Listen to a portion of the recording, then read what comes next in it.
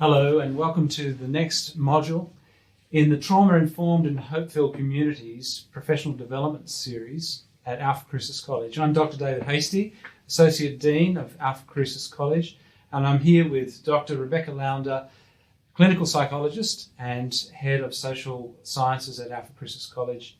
Well, Rebecca, we've looked at more general issues in the community up to this point. What is trauma? What is distress? What is well-being? How do we think in a larger frame about the coronavirus? And what is self-care? How do we look after ourselves? But we're going to get down to tin tacks now, because really what we need to ask is, what do schools and colleges, what do churches, ministries, businesses, communities, people in the health sciences, health services, social services, what do people in these caring roles actually need to do that is specific to those workplaces? Sure. And I think a lot of the people who are involved in this course are really, this is where the rubber hits the road for them. Thanks, David. We call it trauma-informed care or trauma-informed practice. Right. What it actually does is it's really a commitment to the idea that when people have been affected by trauma, that there's actually particular needs that they might have. Right. That often people have been hurt significantly, often trust has been broken, often their idea of the world might be a little bit different to what they used to have, and that often there's pain or even some hurt attached, and even fear, anxiety, worry for people.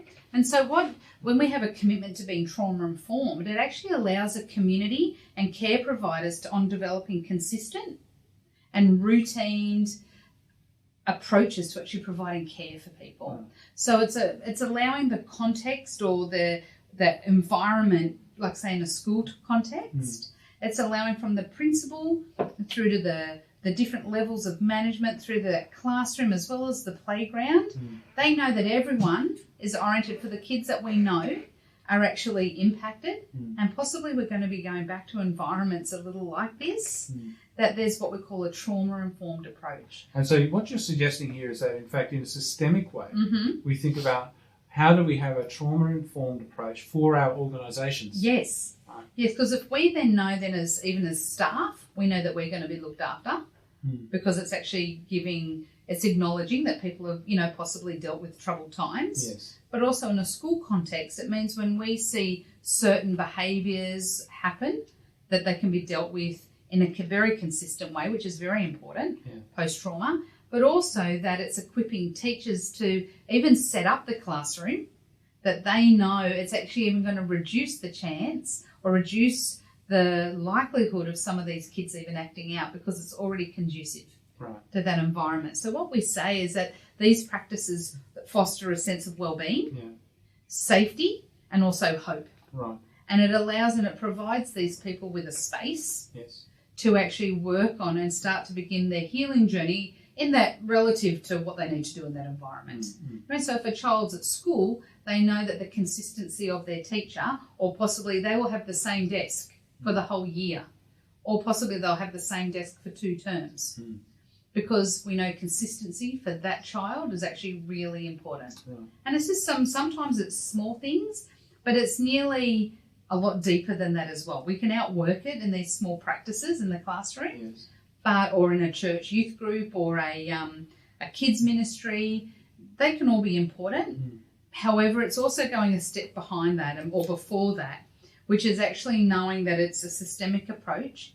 It actually encourages or requires the school, the church, the organisation, the ministry to actually have a value and nearly even an ethical basis that sits in this idea of that trauma-informed care is appropriate. Right. Yes. It's a response. And so therefore we know there's evidence-based models and even services that have been developed specific for different communities. Got it, yes. And we're learning more and more now that they can be translated into a lot of different environments as well. Right. Even the window of tolerance typically was for trauma populations. However, we're seeing that we can use it to understand in broader populations what could be happening for a person, but also in a school context, it can help that school really understand that kids can start to have a bit of a vocabulary that's helping them understand what's going on. It allows for places for resilience, for us to consider what well-being matters, and it actually it's nearly a more purposed attention to the social and emotional well-being of the people that are there,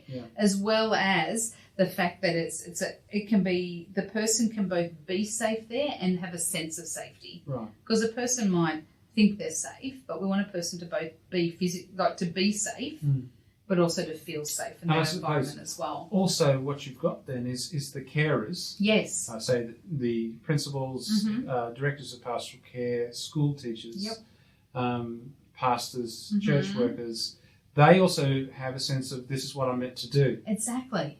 Whereas without a trauma-informed systemic approach, people are going to want to do things, but they won't know what to do. So they might do nothing, or they might do something wrong. Yes. And also sometimes people might do little bits and pieces. Right. Like there's a group over here for those people, which again is important. Yeah.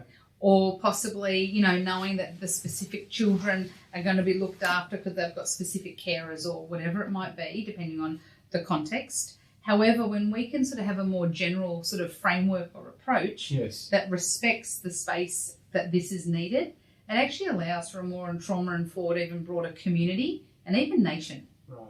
It allows for, when we have heard the news recently about the federal government putting money into mental health and support services during this time with COVID, it's nearly like that in itself is a proactive approach to actually providing care. Yes. And so in school contexts or in church contexts, if we know from the outset that there's this commitment at all levels, a sort of top down, across, bottom up, it's all around, it's comprehensive and holistic in nature. It actually allows then for, even if a family are choosing where to come to, be it for school or be it for church or whatever it might be, that they know it's going to be okay. And if we translate it out even into businesses and other services, it's understanding, especially in the midst of and post this COVID and health crisis, that we need to be more trauma informed, because when people come back to work, or right now if people have lost their jobs, people have lost things, if they're in a place of trauma, like even transitioning into a new role, like if we can be trauma informed about that, it means we can more sort of safely hold or come alongside them while they're transitioning into different things. Because up to this point, really, the typical pattern is, here's the norm, this person's got a problem, there's the specialist. Yes. So typically a business will have a contracted psychologist. If somebody's got a problem, you go off, you have 4 free sessions or whatever it is, all confidential. In a school, you've got your school counsellor or your pastoral care specialist sitting over there. It's my job to teach, it's not my job to flick them to the school counsellor. Yes. That's kind of the way it's been. But what we're talking about here is a critical incident that is nationwide. Yes. It's a nationwide critical incident. And so how do we actually, in our organisations, respond with trauma-informed practice? And I suppose you're also talking about things like sporting clubs. Yes. Because if people haven't been playing sport for a season, and they come back to the sporting club and they're traumatised, that is as much as any other organisation a community. Yes. And would they not benefit from trauma-informed practice? Exactly. So it's even considering now, I'm not sure about you, but I seem to have received an email from anybody I have ever bought anything from about their response to COVID. Yes. Which is actually wonderful, because it's showing they've got responsibility and there's a social and sort of corporate responsibility. Yes, my wife's perfume manufacturer has been sending me emails. Yeah, there you go. Yes.